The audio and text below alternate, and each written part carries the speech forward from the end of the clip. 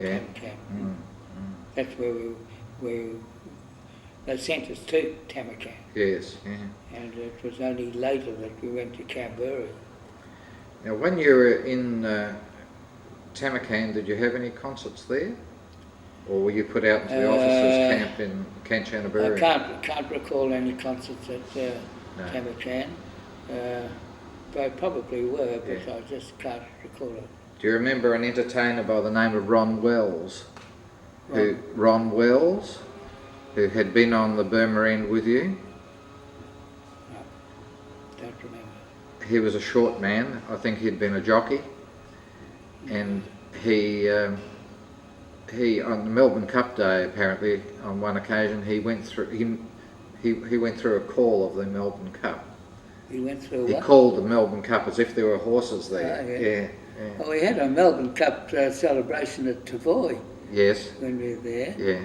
And I know Alan Watson, one of the lieutenants who I was associated with, he used me as a horse. Yeah. We didn't get very far. Yeah.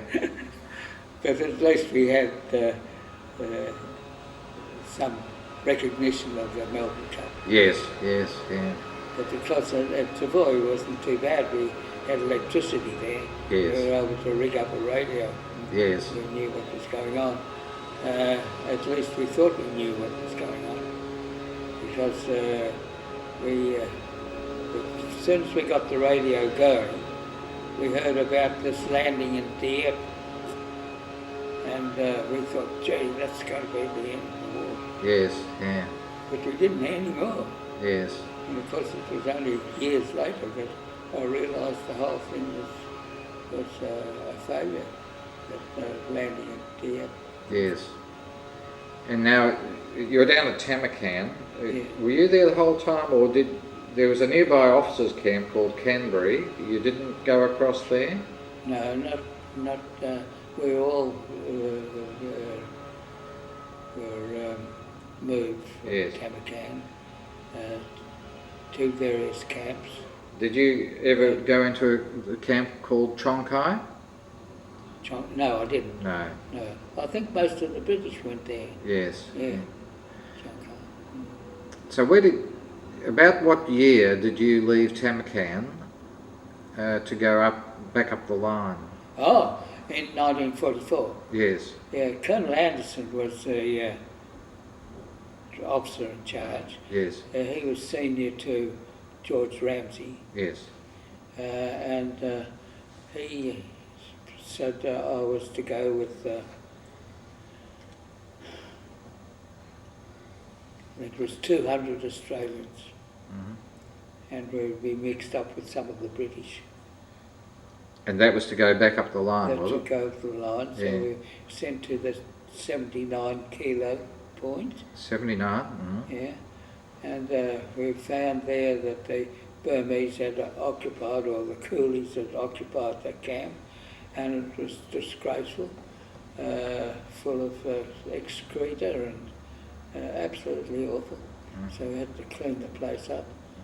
And then this was 350 men altogether, and we found that after we'd been, and they were all fairly fit, bodily fit, enough to do a day's work.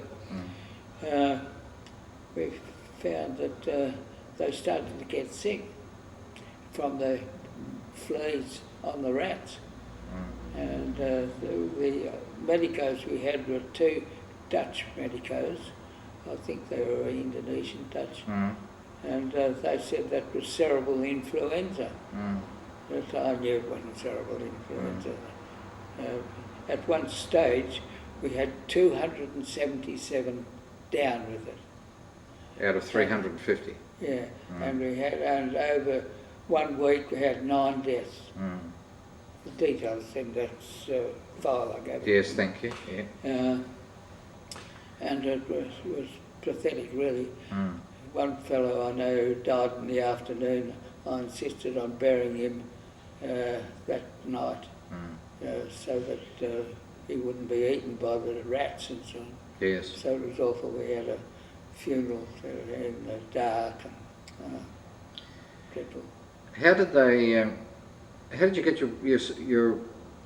How did the Japs get the provisions to you, the food and that sort of thing, when you're back up the line? Oh, the Japanese got it. Mm. Yeah. But how did they get it there? Did it come by road or by up the river or? Well, at that particular case, the railway was working. Oh, of course, yes. And yeah. so you mean when I was sent back, or do you mean before that? No, when you went back on the maintenance Oh, yeah. team. Yeah, when I went back, they were third. Yes. It just, in fact, sometimes the food was quite good. Yes. Especially when the Japanese, with all this tropical typhus that was finally decided what the problem was, the Japanese sent us to a new camp at 75 kilometres point, and that was reasonably good. And one of the British officers there. So you'd actually gone right through back into Burma. You were actually back in Burma on this maintenance. Oh yes, Yeah. we were sent back to Burma. 75 kilo Yeah, camp. everything's from Tambazai. Yes. All Yes. measurements. Thank yeah. you. Yeah. And so we're in the 75 kilo. Yeah. So was that called Milo? Was that the 75 kilo camp? Was it? Did it have a name of Milo? Well, they all had names. Yes. But Yeah. we couldn't pronounce them mostly. No. so we call them the kilometre point. Yeah. Were there many graves in that camp? Do you remember that? Was there a cemetery in that camp? No, not in the new camp. No. But in the old camp at 79, Yes. we formed our own cemetery Yes. Yeah. with the 9 deaths we had. So you went back in 44. Where were you actually when the war ended? Oh, at Canberra. So you'd been taken At the back down Canberra south? camp, which Yes. is the officers only. Yes. You might recall that in January 1945, all the ORs were taken away from the camp, from the officers, Yes. and they were sent to some of our men were sent to a place called Petburi in Yes. South Thailand. Yes. Yes.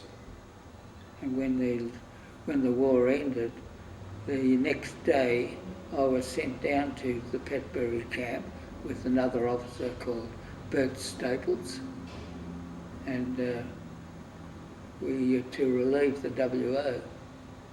And when we arrived at the camp, the Japanese had withdrawn their patrols, perimeter patrols, and stayed in their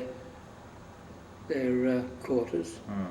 And so on the first night I just went to bed as usual, and in the morning when we woke up, the whole place was surrounded by Thais. So I had to arrange for the patrols to go back, and that was rather ironic, wasn't it? Yes. Yeah. So we had to patrol the camp then on a regular basis to Yes. keep the Thais out. Yes. Now, Staples, what unit did he belong to?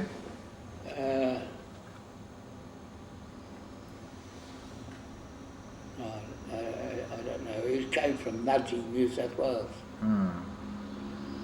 He was a nice chap. He knitted me a pair of socks, and I brought one sock along from all the tops, the sock tops Yes. that he used to wear, so Yeah. that you could stop the gravel from going in. Isn't that And, incredible? If you can just show us that. Oh, dear me. And he managed to knit that. Oh, yeah, bamboo needle.